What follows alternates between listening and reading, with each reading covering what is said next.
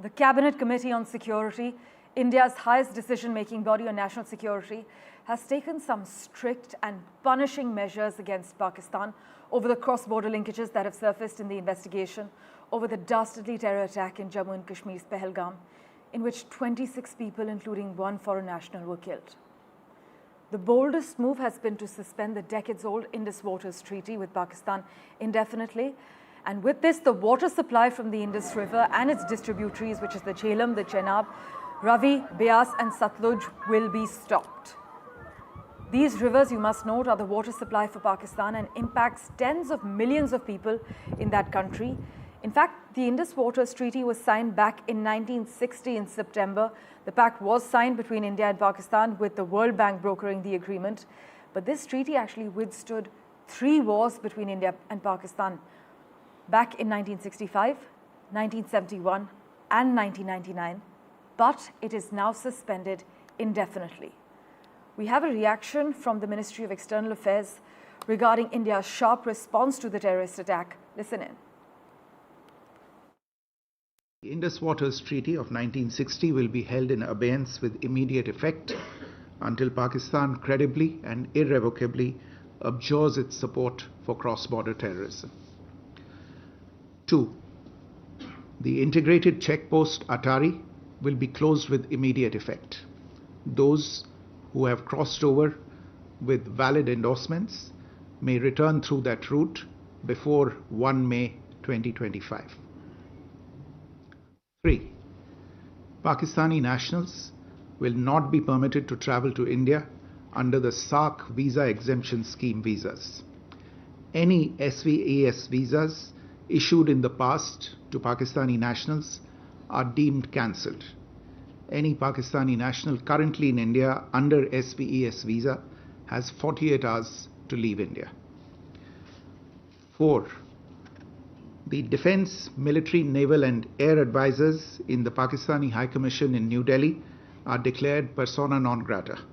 They have a week to leave India. India will be withdrawing its own Defence, Navy and Air advisors from the Indian High Commission in Islamabad.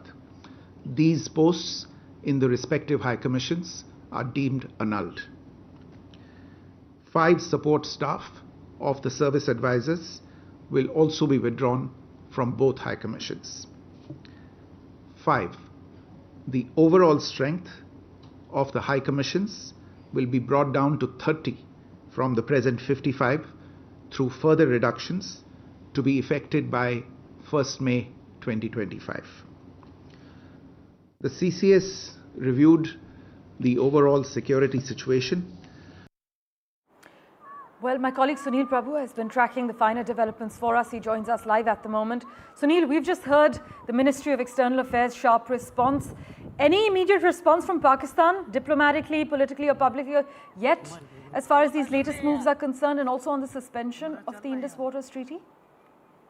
Well, I think they have already responded. Just to keep our viewers updated, firstly, the top diplomat, the senior-most diplomat in the Pakistan embassy in India has been summoned by the Ministry of External Affairs, and yes. The demarche that has been issued of persona non grata has been done. The Pakistan establishment has, through the army and the defense minister, first of all, have denied that they've been behind these terror attacks. They've also stated very categorically that they condemn it in all possible manners. But be that as it may, as you are well aware, our Cabinet Committee on Security has shown and very categorically stated that there are clear underpinnings of cross-border terrorism and support from Pakistan, and that's the reason for these strong steps. This will definitely have a huge impact on Indo-Pak relationships. It's always been at its low ever since Article 370 was promulgated, was removed in 2019. It has been a skeleton staff, now reducing it further to 30, scrapping the Indus Valley Treaty, the Water Treaty, which was done by the World Bank, which basically stops the water from going to Pakistan, will all have huge repercussions. It's in that backdrop, of course, that this is the first step that the Indian government, the Cabinet Committee on Security has taken. Today an all-party meeting will be held where the Home Minister, the Defence Minister, as well as the External Affairs Minister will explain to all political parties about the steps India has taken, what they plan to do.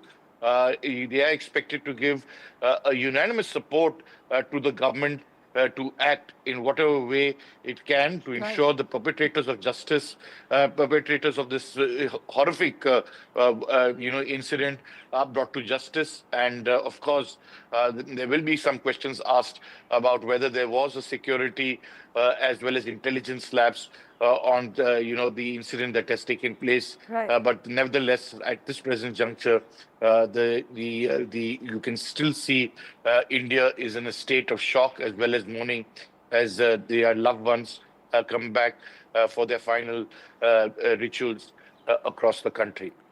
Tragic losses indeed. Sunil, is it a concern that over 30 hours after this absolutely horrific massacre, all the terrorists responsible have still not been held accountable or found? Well, it's given the terrain of Srinagar as well as the valley, it's not going to be immediate. They have already been able to give sketches of those militants who were responsible for this, and there is an NIA team which is trying to find things. It will take time, but definitely, hopefully, our security agencies will be able to get those who are responsible and those who are behind this entire conspiracy and responsible for such a horrific incident are brought to justice.